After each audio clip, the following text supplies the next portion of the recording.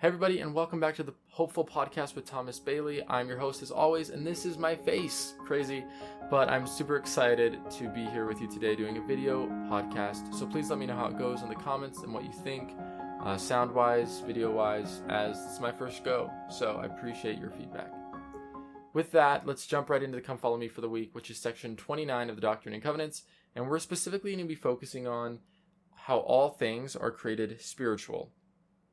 And I liked this topic because it opened my eyes to something that I hadn't thought about before, in the sense of, we read in the scriptures in the Bible, right, that all things are created spiritually first, but I never thought about commandments that way. And that's what this section kind of focuses on, is the commandments. So as an easy example, as I've been pondering and thinking about this, right, let's go with thou shalt not steal, right?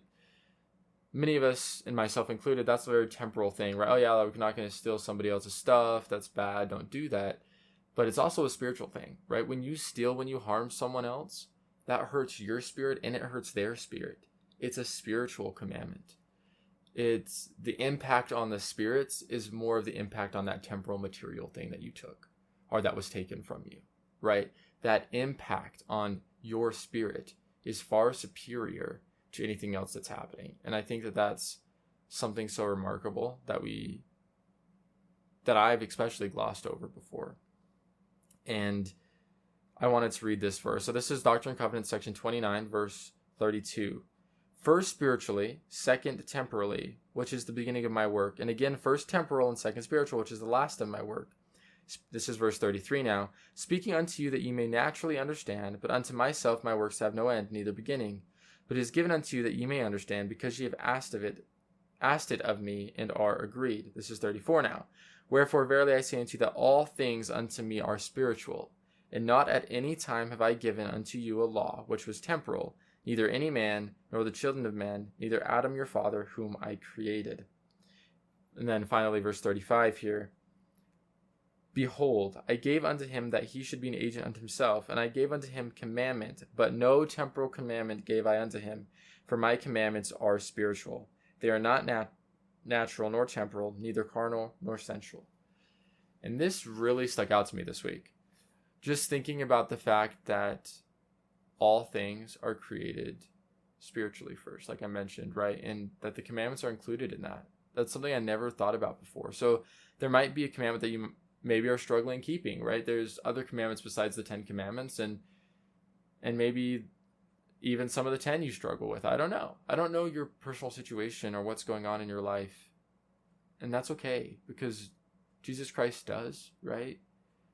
But my point being, when we're struggling with something, even if it's more of those just being kind in general things, or maybe you struggle holding grudges, right? Maybe you struggle using nice words, like those simple things that we learn as kids, that you should treat people with respect and kindness.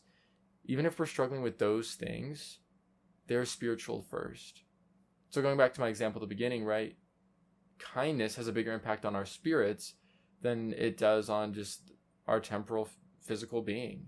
And now don't get me wrong, it hurts. I'm not saying that, but why does it hurt, right? And that's what I got into thinking about this week is, why does it hurt when someone is rude to me? Or why does it hurt me when I'm rude to someone else?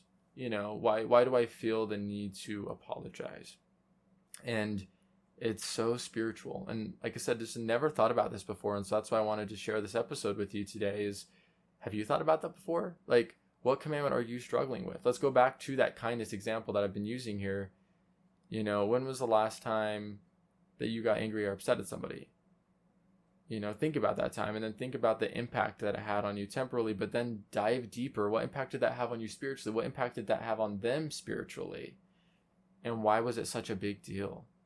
You know, I think that a lot of things in life get blown up and are big and are exaggerated. And a big portion of that is because of the world that we live in, meaning, right, everything has to be big and better and grandeur, but it doesn't. And so if we remember that these small little things are also spiritual things, it makes them bigger. It makes them stronger. It makes them have a bigger impact. And so, though we might not look at it that way at first, and I didn't, and that's why I wanted to share this today, is because I didn't look at it that way. But now I'm starting to go, oh, hold up. When I've been asked to pay my tithing, that's a big one for members of the Church Jesus Christ of Latter-day Saints. And for other faiths as well, there's something similar to tithing. And so, if not the same. And so, like, that can be a big one for some people. And that's one that, I know people that have struggled with that. I've struggled with it myself on and off. On and on. What is it? Off and on? Oh my gosh. But I'm realizing, even looking back on those moments, that I did struggle, and maybe will struggle in the future, if I put the spiritual perspective in first, right? Why am I doing this? Okay, well, I want a better relationship with Jesus Christ. So yeah, it takes away that physical thing. You could look at it taking away that money that I earned, but in reality, if all things are God's first anyway, then it's just a gift to me. And so giving that back becomes less of a burden and more of a joy.